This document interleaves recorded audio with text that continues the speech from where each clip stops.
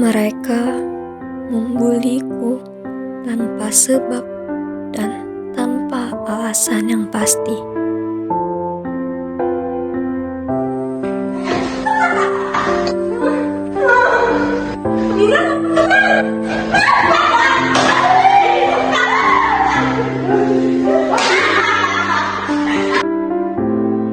Membuliku dengan candaan dan tawa mereka.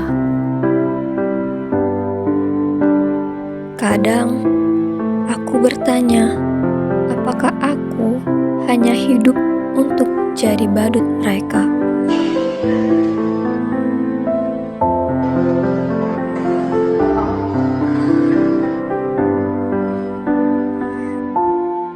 Aku tidak berani melawan.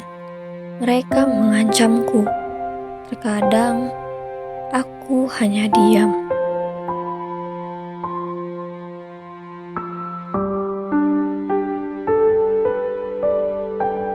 Tapi ini selalu ada di pikiranku dan selalu menghantuiku dan membuatku merasa tidak berguna.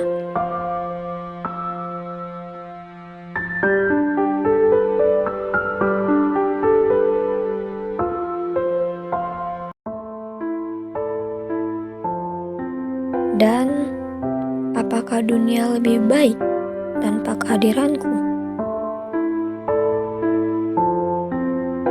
Atau apa aku harus menderita selama ini untuk bisa hidup?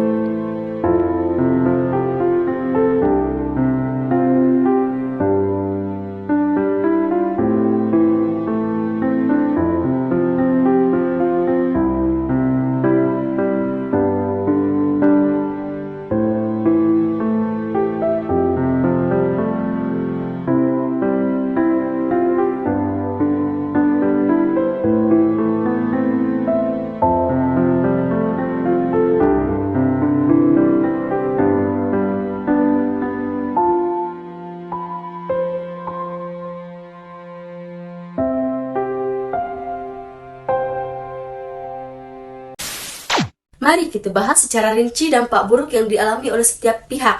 Yang pertama, dampak bagi korban bullying. Terjadinya gangguan mental. Korban bullying rentan mengalami gangguan mental seperti kecemasan, ketakutan, dan mudah marah. Mereka mungkin merasa tidak aman dan terancam setiap saat di lingkungan sekolah. Terus terjadinya penurunan kemampuan analisis, fokus, dan produktivitas. Mereka terjadi gangguan mental yang dialami korban dapat mengganggu kemampuan mereka untuk berpikir secara rasional dan fokus dalam belajar. Mereka mungkin sulit untuk memusatkan perhatian pada pelajaran dan menyelesaikan tugas-tugas yang dengan baik, yang akhirnya mengakibatkan pencapaian akademik yang buruk. Terus yang kedua, dampak bagi pelaku bullying. Dampaknya ini perilaku agresif dan impulsif. Pelaku bullying cenderung menunjukkan perilaku yang agresif dan impulsif, yang dimana mereka mungkin menggunakan intimidasi kekerasan sebagai cara untuk mengekspresikan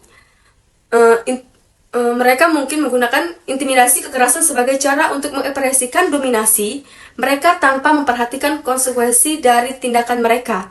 Terus resiko kriminal mereka juga, jika perilaku bullying tidak dihentikan dan ditangani dengan serius, perilaku bullying beresiko mengalami masalah perilaku yang lebih serius di masa depan mereka, yang dimana mereka mungkin terlibat dalam kegiatan kriminal karena kecenderungan mereka untuk menggunakan kekerasan sebagai cara untuk menyelesaikan masalah atau konflik yang terjadi.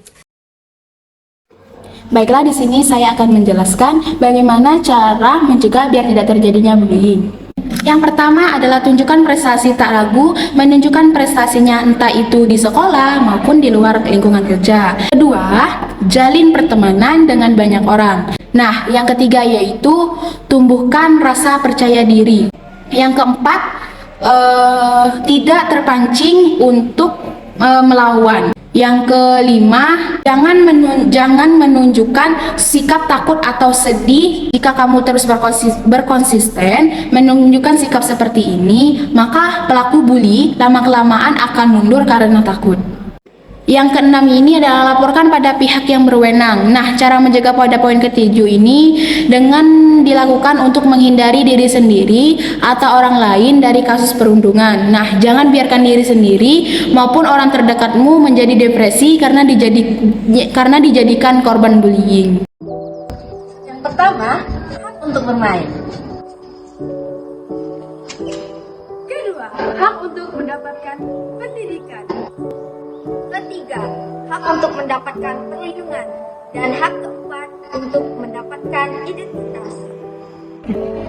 Kelima, hak untuk mendapatkan status kebangsaan. Keenam, hak untuk mendapatkan makan. Ketujuh, hak untuk mendapatkan akses kesehatan. Kedelapan, hak untuk mendapatkan rekreasi. Kesembilan, hak untuk mendapatkan kesamaan. Kesepuluh, hak untuk berperan dalam pembangunan. Pentingnya memahami dan menghormati hak-hak ini adalah untuk memastikan perlindungan, perkembangan, dan kesejahteraan pada anak-anak.